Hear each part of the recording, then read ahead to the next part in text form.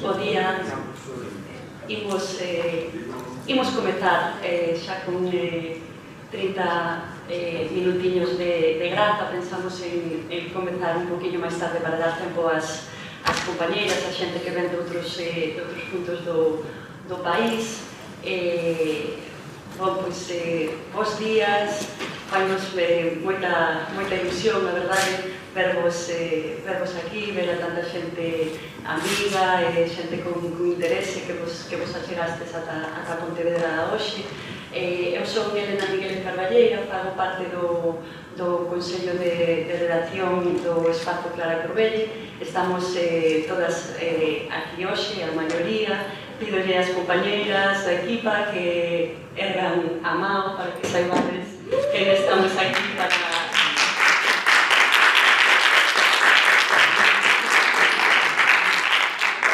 para axudarvos. Anunciamos que non vai haber café. Non puidemos organizar o servizo de catering para hoxe, mas puxemos outras cousiñas, zume, hai algúns doces que nos axuden así con un poquinho de azúcar a levar o día. Entón, bueno, a ver se damos feito. Teño tamén que anunciar dous cambios no programa de hoxe, con pesar, porque están relacionados con cuestións de saúde. Bueno, ficaron fora do noso controle tamén da xente que iba a vir e non pudo, pero bueno, intentamos mover as cousas así como a último minuto para que quedase un programa igualmente estimulante. A compañeira Yolanda Teixeiro, que iba a participar no primeiro panel que teremos esta mañá sobre Galiza no momento global, colapso, ecosistencias, non pode vir. No seu lugar falará Remedios Copa Sánchez, da Rede para o Decrecimento de Vigo.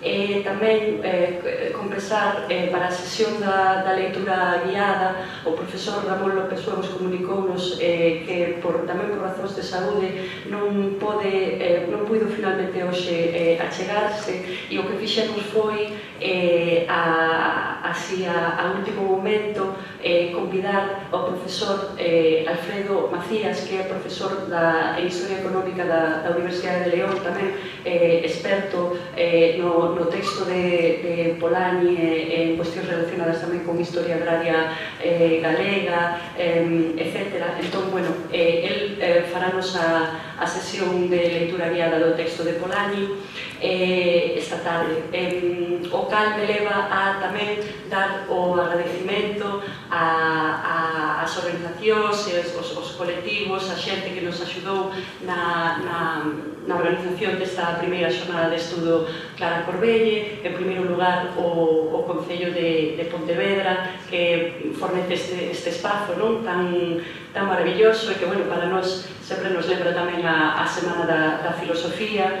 que se leva organizando nesta cidade xa tantas décadas, non? E que era que nos temos beneficiado tanto, non? Tamén neste país. Por tanto, obrigadísima ao Concello de Pontevedra, obrigadas a Catarsi, a revista da esquerda catalá. Están aquí en representación dela Julia Ojeda e Arnau Arqué. Julia falará tamén no panel da tarde. Obrigadas a elas pola complicidade, polo intercambio tamén de recursos que estamos facendo con elas, para além tamén do pensamento, ideas que nos está axudando moitísimo a nós tamén na nosa primeira xeira, e son para nós referentes desde o principio. Grazas a Laiovento, que tamén desde o principio nos apoyaron con esta idea, e grazas por publicar a traducción en galego do texto de Cal Polanyi. Penso, esquezo algún agradecemento. Bueno, se esquecín, despois volvemos a dicir. Eu o que vou facer nestas primeiras palabras, que simplemente son unhas palabras de benvinda en nome de toda a equipa, o que farei será presentarvos o Espazo Clara Corbelle e ofrecer os primeiros trazos sobre cuestións críticas que se foron delineando neste primeiro ano de vida do proxecto. Non é para nada unha intervención nin programática, nin de feito demasiado ambiciosa. Queremos presentar ideas, cuestións, resumir de algún xeito as ideas que se foron conformando no noso traballo este ano, como un chanzo no proxecto colectivo de pensarnos entre todas o que poden ser uns estudos emancipatorios galegos, que non son outra cousa que un eido que sabemos interdisciplinar, no que se poñan en común saberes, tradicións críticas que sabemos que existen no país e que quizáis podemos entre todas facilitar unha especie como de dispositivo colectivo para que se difunda máis, para que se traballe máis, para que se pense máis tamén. Quen somos, entón, o Espazo Clara Corbelle? Somos un proxecto multidisciplinar de pesquisa, de produción, de divulgación de pensamento crítico galego e en galego. Foi creado en xaneiro do 2021, despois de varios meses de encontros entre un grupo heteroxéneo de académicas, de pesquisadoras independentes, tamén de activistas da esquerda independentista galega, de outros movimentos sociais. Actualmente, o seu Consello de Redacción, que é o órgano encarregado de definir o programa, o contido das publicacións e as actividades que facemos, fica composto por 16 persoas e comprende tanto aquelas que facíamos parte do primeiro grupo impulsor como outras novas maus que se nos foron achegando o proxecto ao longo deste primeiro ano de vida e que nos axudaron tantísimo. Entre as ideas que compartillaba a equipa desde o primeiro momento estaba a de observarmos o feito de que unha produción notable de pensamento crítico ficaba de algún xeito como enclausurada nos medios académicos máis tradicionais e que de algún xeito tamén estaba bastante desvinculada da práctica política, da práctica política en termos emancipadores, transformadores, etc. Por outro lado, tamén éramos conscientes do feito de que existe na Galiza unha produción nada desdeñável desde o punto de vista intelectual, producida no seio de diferentes grupos militantes, entendidos como intelectuais colectivos do país, que conciben o traballo intelectual desde a acción e desde a práctica, intelectuais, digamos, do facer, que é unha figura moi necesaria e que nos interesa moito. Partindo deste diagnóstico, o Espazo Clara Corbelle procura demarcar un espazo de pensamento crítico na esfera pública galega que a partir da autonomía organizativa, económica e institucional sexa quen de abordar críticamente con certa audacia as mudanzas, o estudo e o debate e o pensamento sobre as mudanzas e transformacións vividas na Galiza nas últimas décadas, achegando cuadros interpretativos que de xeito incremental, e isto é importante, pasiño a pasiño, poidan chegar a conformar o que chamamos uns estudos emancipatorios galegos. Entendemos que un dos desafíos críticos na Galiza é o de poder lermos o noso presente como un produto de procesos históricos e transformacións sociais que teñen unha intelixibilidade propia. Por outras palabras, a necesidade de enxergar unha historia do presente que fique atenta a como certas transformacións históricas entre nós chegaron a xerar verdades ou encuadramentos da realidade social que perpetúan certas relacións de poder. De aí que no plano da comunicación, por exemplo, para estas primeiras xornadas, quixemos pôr no foco nocións como progreso, modernidade, se vistes algún dos vídeos que difundimos, non? Preguntando a xente, Galiza progresou, que se entende por modernidade, ou que se entende tamén por colonia, somos ou non unha colonia, este tipo de preguntas. Entendemos que a través destes conceptos, sobre todo os de progreso, modernidade, e as ideoloxías asociados a eles, se levaron a cabo grandes procesos de desposuimento material e simbólico na Galiza. Ansiamos poder desenvolver unha produción crítica que poida tecer pontes co eido da intervención. Isto é, o compromiso do espazo non é apenas realizar unha produción crítica, digamos, pura ou kantiana, da situación actual e dos procesos históricos de subalternización na Galiza, mas partimos da necesidade de cruzar produción teórica, intervención social, traballo intelectual e experimentación político-práctica. E neste punto, que precisa, obviamente, de moitísimo máis desenvolvimento, propomos desde xa un método de traballo posicionado a contra da institucionalización e do individualismo académicos. Ofrecemos a conversa pública galega o fruto dun traballo intelectual colectivo elaborado por unha equipa diversa con vontade de se envolver en todos os elementos do traballo de pesquisa, revisao mutua de textos, escrita dialóxica, traballamos con estes métodos e tentamos contribuir deste xeito ao fortalecimento dun pensamento crítico galego construído en colectivo que sexa refractario á lóxica da produción académica despolitizada. Isto tradúcese no que chamamos, segundo Boaventura de Sousa Santos, pensamento interdisciplinar de retaguarda, que busca non direccionar, mas acompañar os procesos sociais e políticos en diálogo e en tensión tamén aberta cos seus axentes. Por tanto, para nós é fundamental tecer unha rede de traballo, unha grande rede de traballo de feito nesta dupla dimensión intelectual militante, con asociacións, con fundacións, con movimentos sociais, organizacións políticas, sindicais, etc., que nos permitan elaborar un pensamento crítico históricamente situado e que seña tamén aproveitable por parte de movimentos políticos emancipadores do país.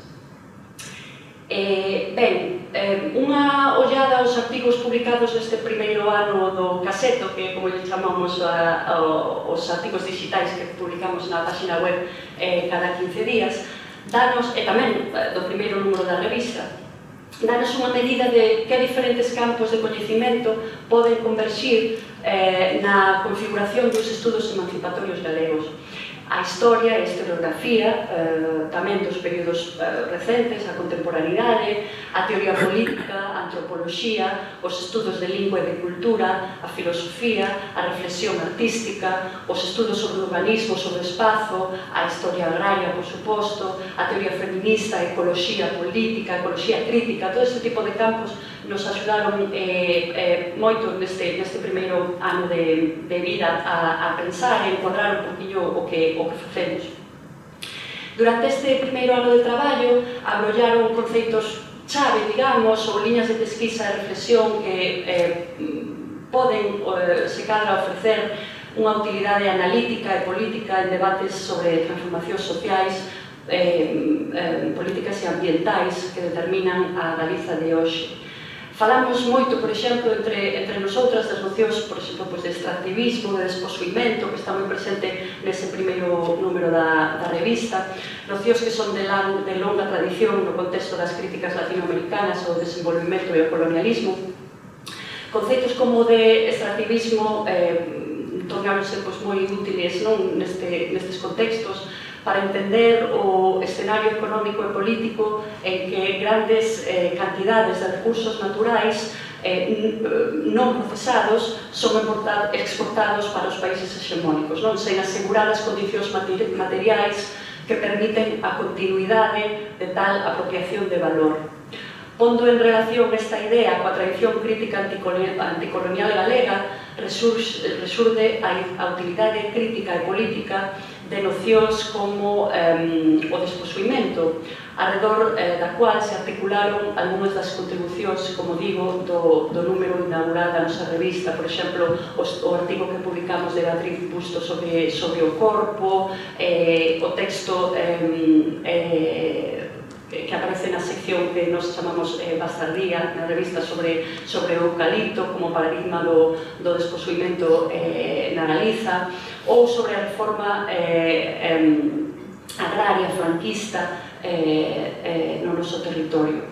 Que estrategias de desposuimento, quer violento, quer legalizado, permitiron a expansión de ideoloxías do progreso, modernidade e desenvolvimento na Galiza, que hoxe nos abocan a unha explotación insustentável do territorio. Que ataques a que modos de reproducción social tradicionais ou históricas galegas se perpetran para abrir novos espazos ao extractivismo de recursos naturais e humanos. Podemos achegarnos, por exemplo, a moitas das experiencias que marcan a contemporaneidade galega. Falamos, por exemplo, do deslocamento e migración económicas, falamos da confiscación dos montes comunais, os subsidios directamente otorgados a élites locais corruptas, a turistificación masiva en curso, que foi particularmente visible neste brao, o desprezo institucionalizado polo patrimonio, a fenda colonial e de clase que soporta a nosa lingua. Podemos, por tanto, pensar estas experiencias contemporáneas a través da noción crítica do desposuimento. Falamos tamén entre nós do propio concepto de reproducción social, entendida como a intersección de procesos político-económicos, socioculturais e material-ambientais necesarios para manter a vida cotiá e sustentar culturas e comunidades humanas nunha base diaria e interxeneracional, na definición de Giovanna Di Chiro. Deste prisma, poderíase, por exemplo, analizar históricamente a implantación gradual dun réxime socioambiental extractivista na Galiza como un réxime que está fundamentado no truncamento das bases para a reproducción social da sociedade rural galega a través da destrucción dos lazos sociais e das prácticas productivas e reproductivas que as sostiñan. Tamén pensamos a través da idea do marco da reproducción social, por exemplo, levando para outro eido, na dificultosa continuidade de subjetividades como as militantes, como a subjetividade militante tan precisa, tan necesaria para seguirmos avanzando nunha liña emancipadora para o país. Destacamos unha terceira vía de traballo que guiaba tamén na retaguarda das nosas actividades e publicacións, que era a da necesidade de obxectivar o Estado español e os procesos de susceptibilización que promove, toda vez que estes son necesarios para levar a cabo os procesos de desposuimento e de transformación nas estruturas para a revolución social de orden dominante. Neste punto, a reflexión crítica sobre o que é a españolidade, a xenealoxía das súas alteridades constitutivas, nos parecía tan importante e urxente como a reflexión e o debate sobre o chamado estatus colonial da Galiza e esa pregunta que é tan sonora, non? De somos colonias, esta é unha colonia a que dedicamos tantísimo tempo, tantísimo esforzo, mas que ás veces, que nós temos ese estatus colonial e que o poder que nos envolve e que tamén ten un estatus que temos que criticar, non? Entón, tamén intentamos facer traballo nese ámbito. A nosa hipótese de traballo, o que vos parece, é que a modernización capitalista na Galiza, baseada nunha idea moi específica de progreso que pasa pola desarticulación de estruturas socioeconómicas e culturais rurais galegas, foi a condición para a posibilidade da súa españolización. Pódese dicir que houve dúas fases. A primeira, obviamente, o réxime de Franco, que iniciou e consolidou as bases para a acumulación masiva de recursos naturais na Galiza, especialmente florestais e enerxéticos. ao mesmo tempo que un proceso tamén se deu tamén un proceso de deslocamento e proletarización das poblacións rurais, que, no entanto, permitiron que Galiza chegase aos anos 90 case cunha composición nacional aínda bastante densa.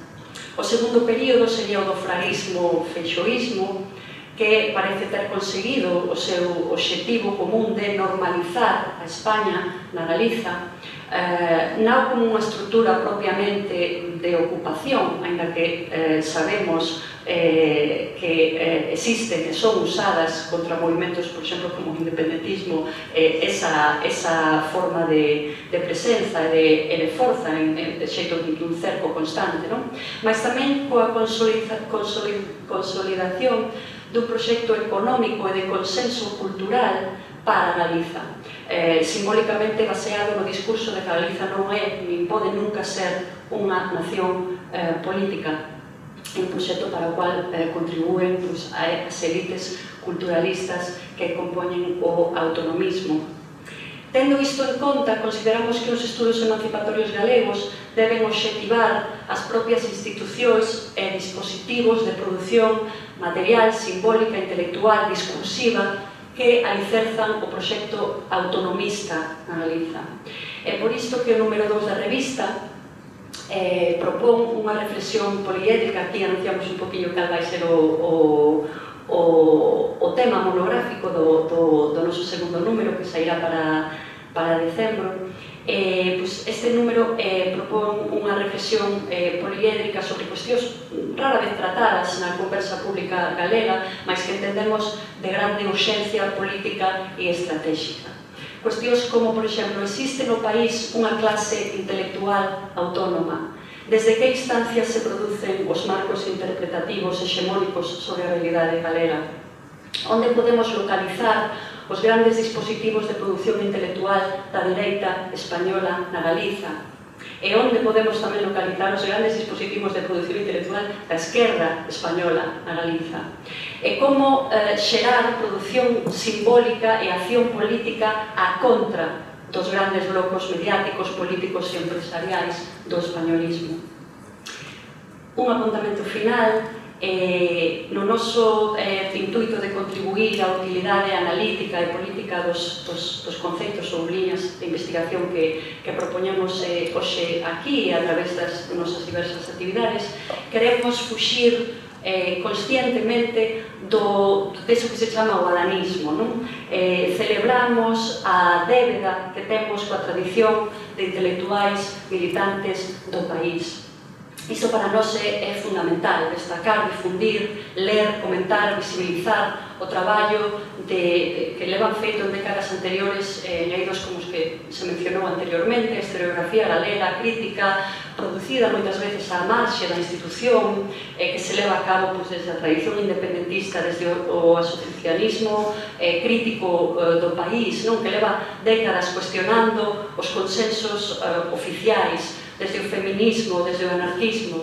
O traballo de investigación tamén feito desde o campo académico, ás veces por persoas ou equipas que afortunadamente perseveran en liñas moi críticas, moitas veces con pouco apoio da propia institución, e que